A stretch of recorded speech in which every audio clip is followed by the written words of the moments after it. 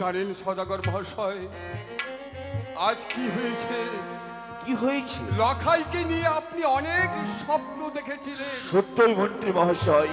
অনেক একটি আশার বাসা বেঁধেছিলেন, আমার হৃদয়ে মাঝে আমি আশারে বাধা বেঁধেছি মন্ত্রী মহাশয়। কিন্তু জানি না, অচিরে হয়তো ঠাকুর আমাদের সেই আশার বাসা ভেঙে দিয়েছে।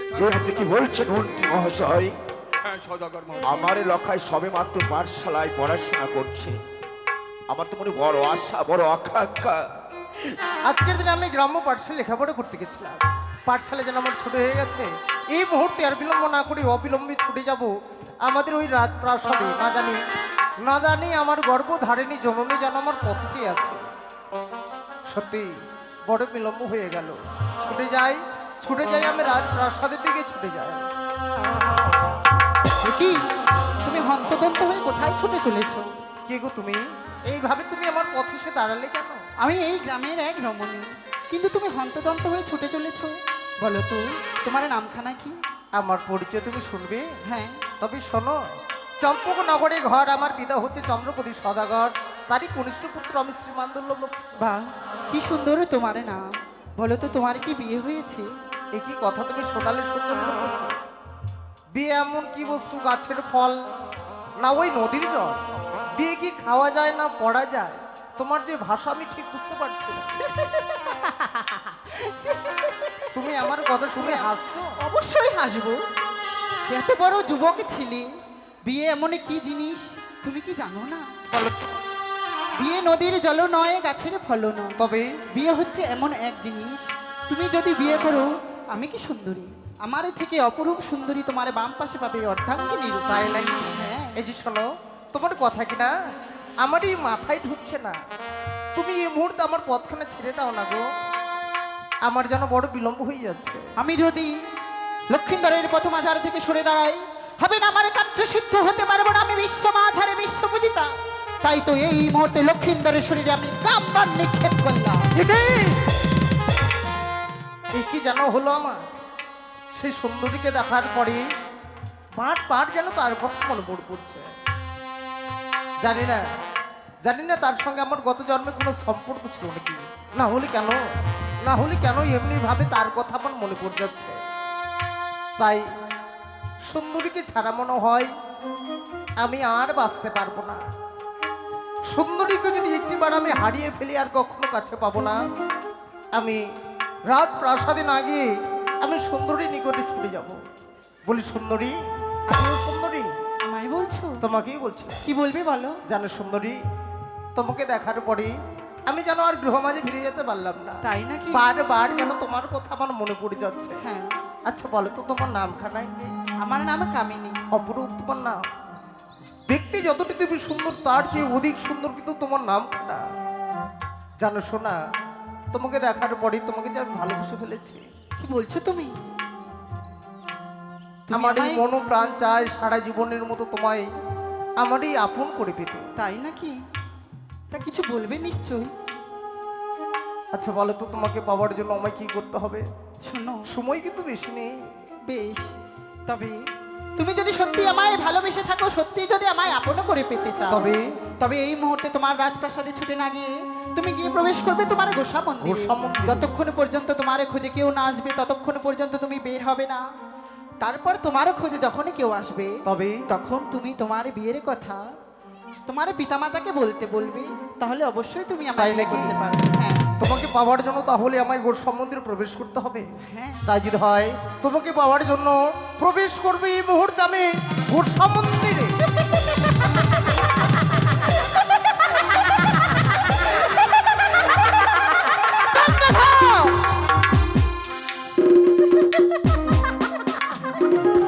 তোর একমাত্র পুত্রকে পেয়ে তুই বড়ই না গর্বিত হয়েছে। কথা স্মরণে করিয়ে দিয়েছি, যেদিন তোর একমাত্র পুত্রকে তুই বিবাহ দিবি, ওই বিবাহের রাত্রে বাসর ঘরে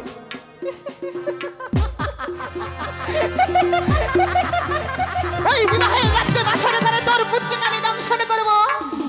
যেদিন তুই পড়ে পড়ে কাঁদবি আর আমি শুধু অট্ট হাসি হাসবো।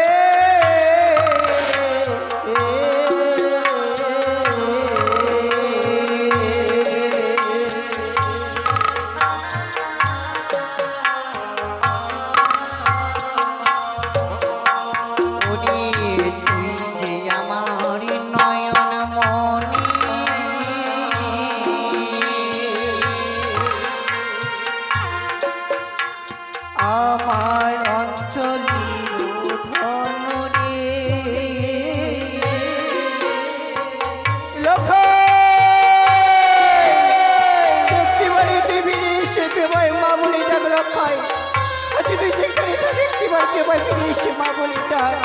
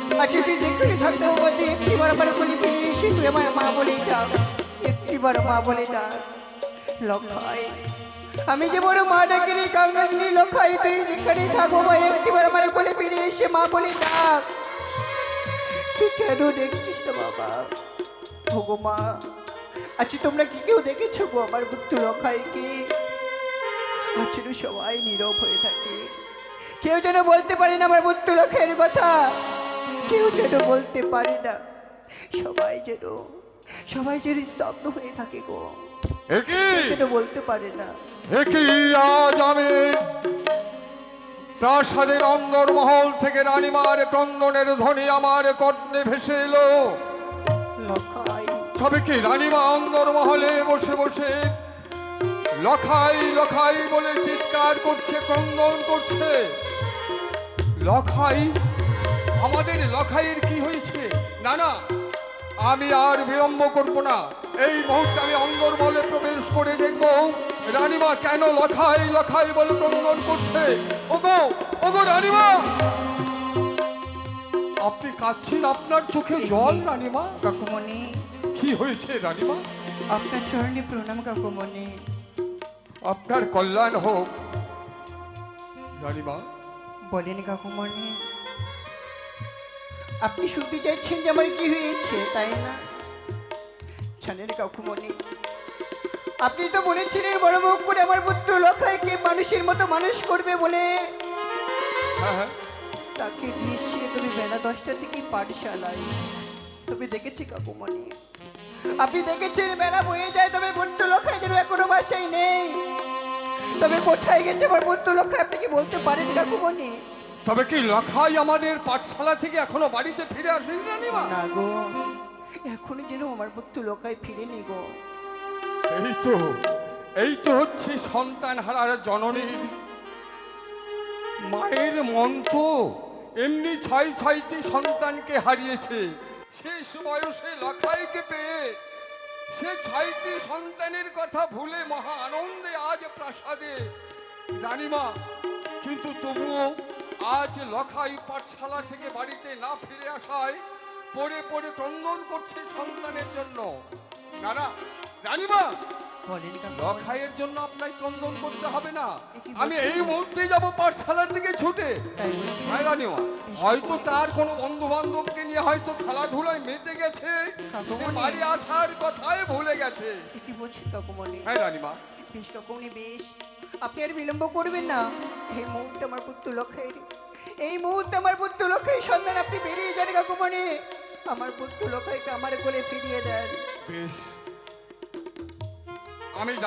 আমি চললাম রানীমা, আমি চললাম।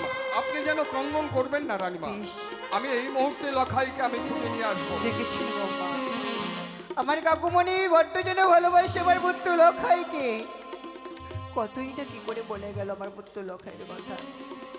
তবে জানে না মা, না না, আমার একটি মাত্র সন্তান, আমি ঠাকুরের কাছে মঙ্গল কামনা চাইবো।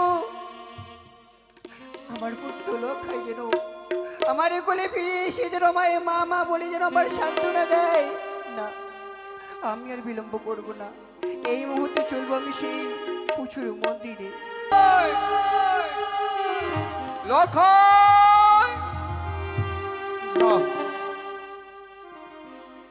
আমি সারা চম্পকনগর তন্ন বিতন্ন করে লখাই লখাই বলে উচ্চ কণ্ঠে চিৎকার করে কতই না তাকে খুঁজলাম, কিন্তু কোথাও আমি লখাইয়ের সন্ধান পেলাম না। ওগো, তোমরা কি কেউ আমাদের লখাইকে দেখেছো? কিন্তু না, কেউ লখাইয়ের কথা বলতে পারছে না। সকলে আমার দিকে চেয়ে হতবাক দৃশ্যে সকলে আমার প্রতি চেয়ে রয়েছে। কেউ লখাইয়ের কথা বলতে পারছে না। তবে কি সত্যি সত্যি আমি আমাদের লখাইকে খুঁজে পাবো না? আজ যদি লখাইকে আমি না খুঁজে পাই, রানীমাকে আমি কি দিয়ে জবাব দেব? তুমি বলতে পারো ঠাকুর? না না, আমাকে লখাই, আমাদের লখাইকে আমায় খুঁজে পেতেই হবে। একই আজকে গোসাঘরের দরজা বন্ধ, তবে এই গোসাঘরে কে প্রবেশ করেছে? না না, আমাদের লখাই ছেলে মানুষ, তো সে হয়তো ভুল করে গোসাঘরে প্রবেশ করতেও পারে। আমি একবার দেখি লখাই যদি গোসাঘরে প্রবেশ করে থাকে, আমার তাকে সে সাড়া দেবেই। লখাই! বলি দাদু, আমি গুরু সম্বন্ধে আছি। ওরে কেন দাদু, আজ যে আমার মনে বড় অভাব, যার কারণে এই গুরু সম্বন্ধে প্রবেশ করে আমি আছি। ওরে পাগল, তোর এমন কি অভাব তুই আমায় বলতে পারিস না? অভাব রয়েছে দাদু, আমার মনে অভাব। মনের অভাব? সেই কথা শোনার আগে তোমার 300 আবদ্ধ হতে হবে আমার সঙ্গে। কি বলিস তুই? বেশ, তাই হবে দাদু ভাই। বেশ, তুমি যখন আমার সঙ্গে 300 আবদ্ধ হয়েছো, আর বিলম্ব না করে আমি দ্বারখানা খুলে দিচ্ছি। হ্যাঁ ভাই। এই লখাই, দাদু! এই এই দাঁড়া দাঁড়া। আচ্ছা, তুই তো মহা আনন্দে গোসাঘরে প্রবেশ করে আছিস, একবার ভেবে দেখেছিস তোকে না দেখলে যে মা এক মুষ্ট অন্ন গ্রহণ করে না। আমি জানি দাদু। আজ বেলা কতটা হয়েছে দেখেছিস একবার ভেবে দেখেছিস? অবসর হতে চলেছে। হ্যাঁ কিন্তু দাদু, হ্যাঁ বলো। কেন এই গোস্বা মন্দিরে প্রবেশ করে আছে জানো দাদু? কেন দাদু ভাই? তবে শোনো। হ্যাঁ বল। আরে শোনো শোনো আগো দাদু, ও আমার দাদু, ওই আমি বলি যে তোমার, আরে বলে ফেল, হিন্দি দেয় বলে ফেল। ওই আমি পাঠশালাতে আর না যাব গো, ও আমার দাদু, শালা যাবে না? তুমি জানাবে পিতারে পাগল। আমি পাঠশালাতে আর না যাব গো দাদু, জানাবে পিতারে।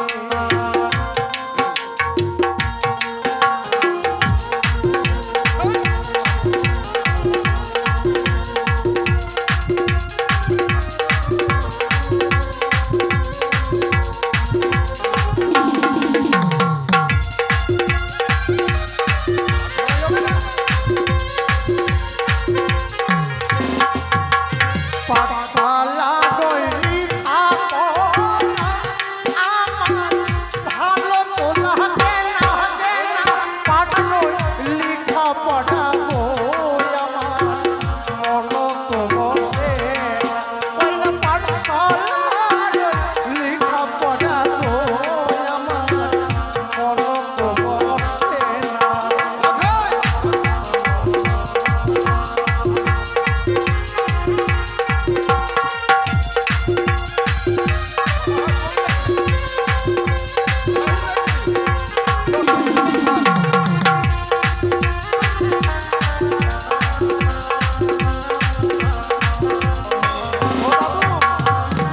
আমি ওই পাঠশালায় যাব না, লেখাপড়া আমার মস্তকে ঢুকছে না দাদু। ঢুকছে না? না, তাহলে তুই কি করতে চাস? লেখাপড়া ছেড়ে দাদু, দাদু বিয়ের করিব, কি বললি? বিয়ের কথা ও বাবু গো আমার জানাবে পিতা, ও গো বিয়ের কথা ও বাবু গো আমার জানাবে পিতা। না না।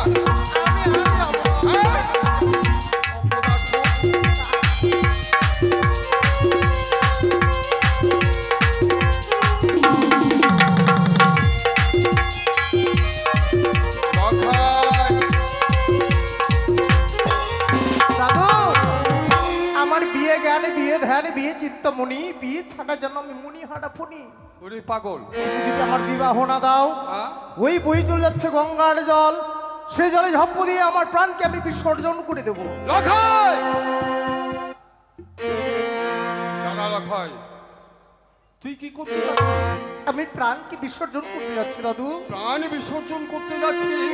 হ্যাঁ, একবার ভেবে দেখেছিস সে জননী তোর, যে পিতা আজ 6টি সন্তানকে হারিয়ে শেষ বয়সে তোকে পেয়েছে, দাদু তাদের আর তোকে নিয়ে যে তাদের অনেক স্বপ্ন লখায়, তুই সেই স্বপ্ন বৃথা করে দিস না। শোনো দাদু, আমি তোমার কথা কোনো কথাই আমি শুনতে চাই না।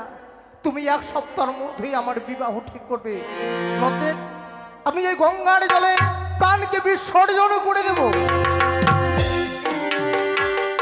না না, এ হতে পারে না। লখাইকে আমি প্রাণে মরতে দেব না, কারণ এমনি 6 পুত্র হারিয়েছে সওদাগর মহাশয়, সেই বয়সের এই লখাইকে আমি হারাতে দেব না। ওগো ঠাকুর, এই প্রদীপকে আমি নিভিয়ে যেতে দেব না। আমি যাব এই মুহূর্তে সদাগরের নিকটে গিয়ে সম্পূর্ণ কথা বলবো। জয় শিব শম্ভ, জয় শিব শম্ভ। আমার একমাত্র সন্তান গিয়েছে ওই পাঠশালায় বিদ্যা শিক্ষার তরে, কিন্তু এখনো পর্যন্ত আমার এলাকায় ফিরে আসলো না। আমার এই পবিত্র রাজপ্রাসাদে আমার লখাইকে লেখাপড়া শিখিয়ে মানুষের মতো মানুষ করে আমার অবর্তমানে আমার এই পবিত্র রাজ সিংহাসনে তাকে প্রতিষ্ঠান করব। তাই আমার লখাইয়ের জন্য ক্ষণিকের জন্য আমি অপেক্ষা করব। সদাগর মহাশয়, সদাগর মহাশয়, মন্ত্রী মহাশয় নমস্কার। জানেন সদাগর মহাশয় আজ কি হয়েছে? কি হয়েছে? লখাইকে নিয়ে আপনি অনেক স্বপ্ন দেখেছিলেন, সত্যই মন্ত্রী মহাশয়, অনেক একটি আশার বাসা বেঁধেছিলেন, আমার হৃদয়ে মাঝে আমি আশারে বাধা বেঁধেছি মন্ত্রী মহাশয়। কিন্তু জানি না অচিরে হয়তো ঠাকুর আমাদের সেই আশার বাসা ভেঙে দিয়েছে। এ আপনি কি বলছেন মন্ত্রী মহাশয়? হ্যাঁ সদাগর মহাশয়, আমার লখায় সবে মাত্র পাঠশালায় পড়াশোনা করছে। আমার তো মনে বড় আশা, বড় আকাঙ্ক্ষা যে আমার বর্তমানে আমি তাকে আমার এই পবিত্র রাজ সিংহাসনে তাকে প্রতিষ্ঠান করব।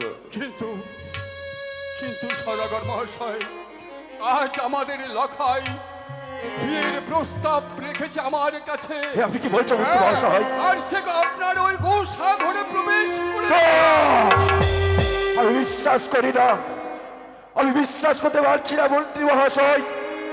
আমার একমাত্র সন্তান ওই গোসা ঘরে প্রবেশ করতে পারে না।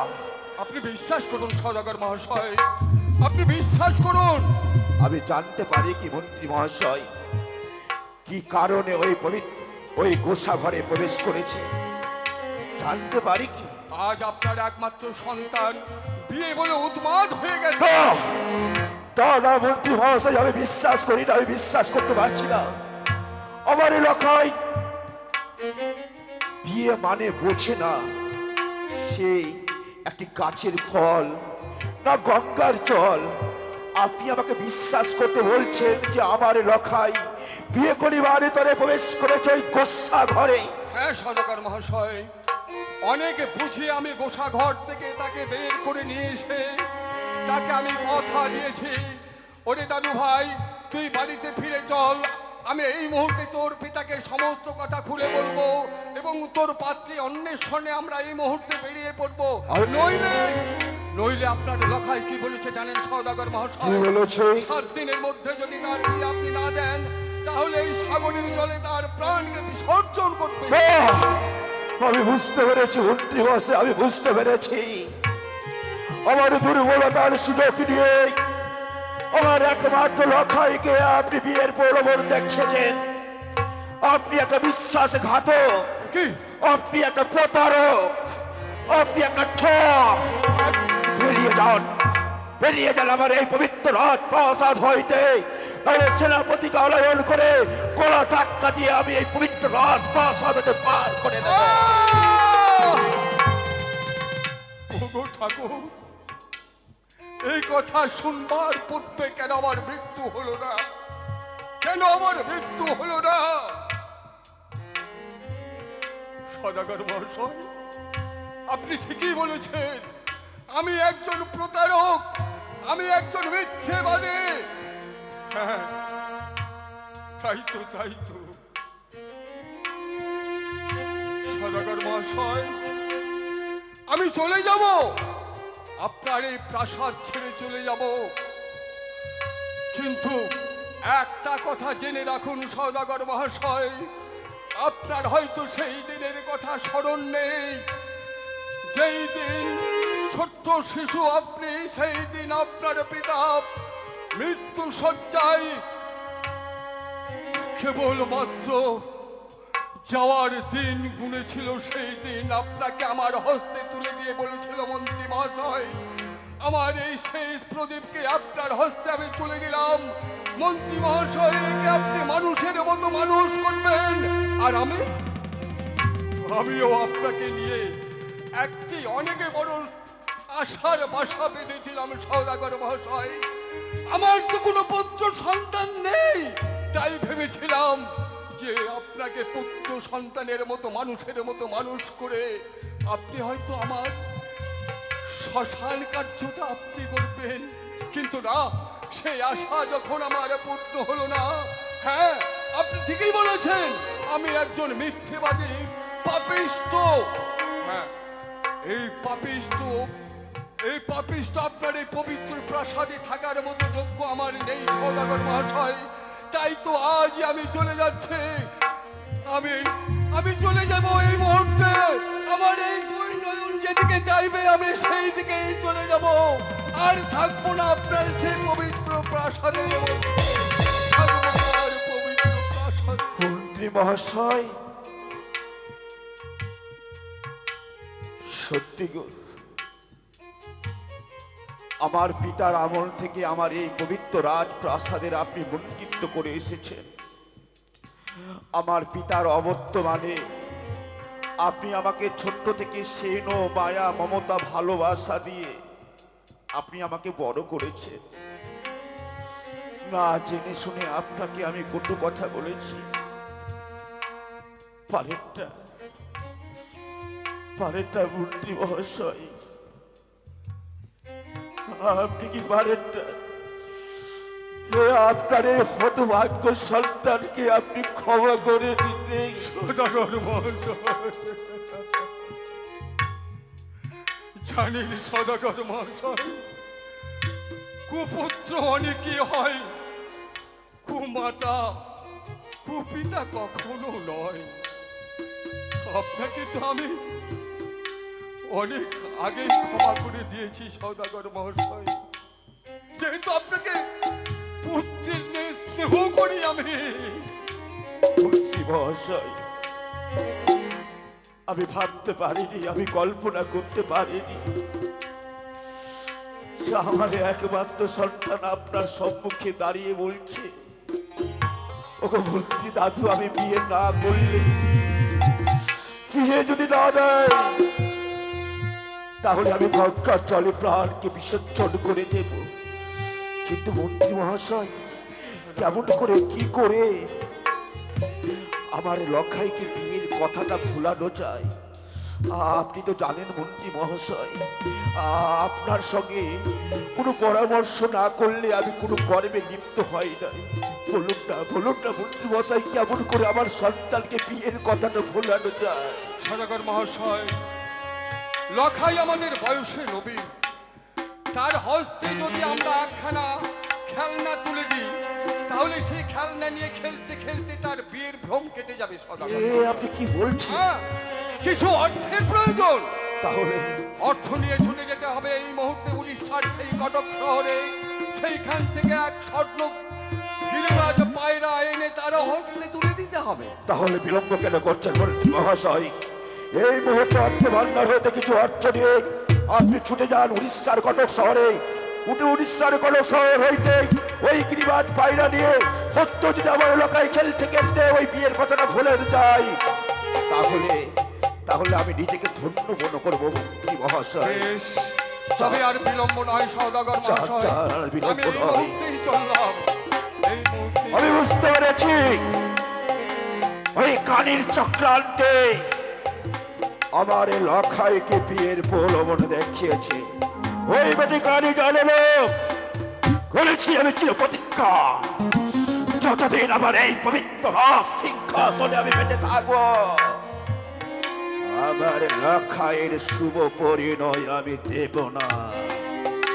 জয় শিব শম্ভ, জয় শিব শম্ভ।